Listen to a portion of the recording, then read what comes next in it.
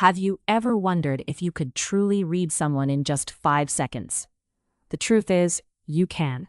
Body language doesn't lie, and it speaks louder than any words ever could. If you want to understand people on a deeper level and pick up on the subtle cues they're sending without even realizing it, you're in the right place.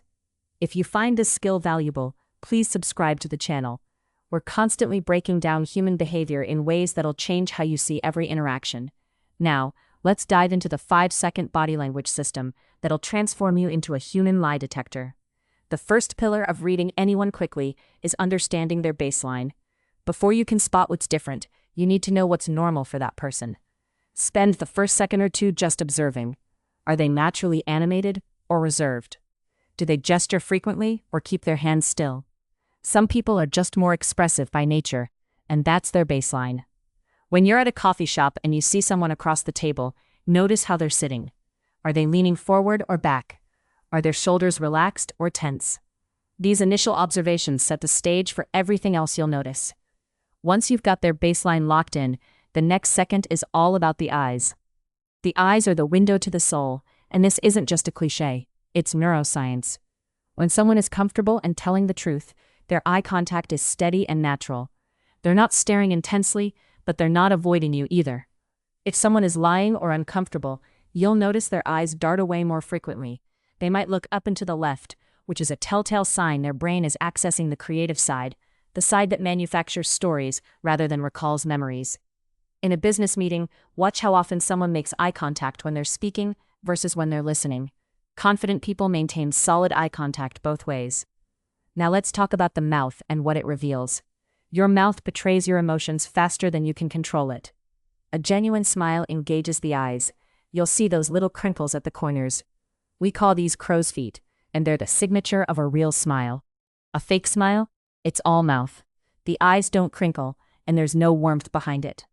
If you're in a social situation and someone says they're happy to see you, but their mouth isn't creating those eye crinkles, they're not being genuine. Also watch for lip biting or tightening. When someone presses their lips together tightly, they're often holding back information or feelings. They're literally keeping words from escaping. The shoulders tell you an enormous amount about someone's emotional state in seconds. When people are stressed, anxious, or defensive, their shoulders rise toward their ears. It's an unconscious protective mechanism. They're literally trying to shield themselves. Conversely, relaxed shoulders that sit naturally down and back signal confidence and ease. If you're in a gym or a casual setting and you see someone with shoulders hunched up around their neck, they're experiencing some level of stress or discomfort. But if their shoulders are loose and their chest is open, they're in a calm, confident state. This is one of the easiest tells to spot because it's such a visible shift. Your hands and what they're doing will reveal whether someone is being truthful or defensive. When people are comfortable and being honest, their hands are visible and open. Palms facing up or out suggest openness and honesty. But when someone has something to hide or feels defensive, they'll cross their arms over their chest or keep their hands in their pockets. These are protective barriers they're unconsciously erecting. Also pay attention to hand movements. Liars tend to use fewer hand gestures and keep their movements closer to their body. Truthful people are generally more animated and expansive with their gestures. If you're watching someone in a business meeting and their hands suddenly clamp down or disappear, that's a red flag worth noting. Pacing and stillness are huge indicators of what someone's actually feeling. A nervous person tends to fidget. They might bounce their leg, tap their fingers on the table, or shift their weight constantly. This physical agitation reflects mental agitation. A calm, confident person can sit still. Their movements are deliberate and controlled. However, don't confuse stillness with honesty. Someone can be still and lying if they're practiced at it. The key is looking at the context. In a casual conversation at a coffee shop, if someone suddenly becomes very still and rigid after being relaxed, something just triggered a change in their emotional state. That's what you're looking for, the shift, not the absolute state. Let's talk about proximity and personal space because it's incredibly revealing. People naturally maintain different distances depending on how comfortable they are. If someone likes you and trusts you, they'll allow you closer. If they're uncomfortable or don't trust you, they'll create more distance. This is called proxemics, and it's universal across cultures. In a professional setting, someone might maintain a formal distance, but if you notice them leaning in, they're becoming more engaged and comfortable.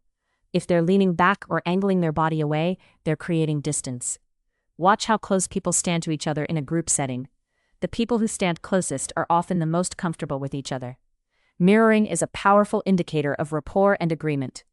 When two people are getting along well, they unconsciously mirror each other's body language. If one person crosses their legs, the other might too.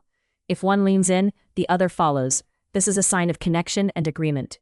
Conversely, when people are in conflict or disagreement, their body language becomes mismatched. One person might be leaning forward while the other leans back. If you're in a meeting and you notice you're mirroring someone's body language, that's a subconscious signal that you're aligned with them. But if you're deliberately not mirroring someone, your body is telling them you disagree or are uncomfortable. The direction someone's feet are pointing is often overlooked but incredibly telling. People's feet point toward what they want or care about. If you're talking to someone and their torso is facing you, but their feet are pointed toward the door or another person, their mind is already leaving. Their feet are betraying where their real attention is. This is why foot positioning is sometimes more honest than facial expressions. Someone can force their face to show attention, while their feet reveal their true desire to be elsewhere. In a casual setting, if someone's feet are pointed toward the exit, they're ready to go. If their feet are planted firmly facing you, they're engaged. Tension in the neck and jaw is a dead giveaway of stress or dishonesty. When someone is lying or under pressure, they often develop visible tension in these areas. The jaw might clench, or you might see the muscles in the neck tighten and become more prominent. Some people swallow hard or clear their throat when they're nervous. These are involuntary stress responses. In a business meeting or serious conversation, watch the neck and jaw closely. If you see sudden tension appear there, something just triggered stress. The person might not even realize they're showing it, but their body knows something's wrong. Now let's integrate all of this into the 5-second system.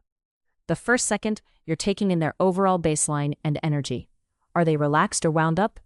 Second one, you're locked in on their eyes. Are they making natural contact or avoiding you? Third second, check their mouth and shoulders. Are they smiling genuinely, and are their shoulders relaxed or raised? Fourth second, assess their hands and posture. Are they open and confident, or closed off and defensive? Fifth second, look at proximity, mirroring, and feet direction. Are they moving toward you or away from you? By the end of 5 seconds, you've gathered massive amounts of information about someone's emotional state, confidence level, and honesty. Let's put this into practice with a real scenario. Imagine you're meeting someone new at a professional event. First second, you notice they're standing upright with good posture, and their energy seems calm and collected. Second, they make solid eye contact with you as you introduce yourself, and their gaze is steady and warm. Third second, you see a genuine smile with those crow's feet wrinkles, and their shoulders are relaxed and naturally positioned. Fourth second, as they shake your hand, their grip is firm and confident, their palm is facing inward naturally, and their arm is relaxed. Fifth second, they're leaning in slightly toward you, they're mirroring your posture subtly, and their feet are pointed directly at you. Conclusion, this person is confident, comfortable, and being genuine with you. Now let's contrast that with a different scenario. You're in a meeting with someone you're negotiating with. First second, you notice their posture is rigid and they seem tense overall. Second, their eyes dart away from yours and look to the left frequently when they speak, avoiding sustained contact. Third second, their smile looks forced, no wrinkles at the eyes, and their shoulders are slightly raised toward their neck. Fourth second, their arms are crossed over their chest in a protective barrier, and their hands disappear. Fifth second, they're leaning back away from you, their body angle is slightly turned away, and their feet point toward the door. Conclusion, this person is either uncomfortable, defensive, or not being fully honest. This is information you can act on. One critical thing to remember is that body language is cultural and contextual. Some cultures are more reserved and less expressive naturally. Neurodivergent people might have different eye contact patterns that aren't related to honesty or comfort. Someone might be cold and have tense shoulders for that reason alone. The key is always comparing against their baseline and considering the context.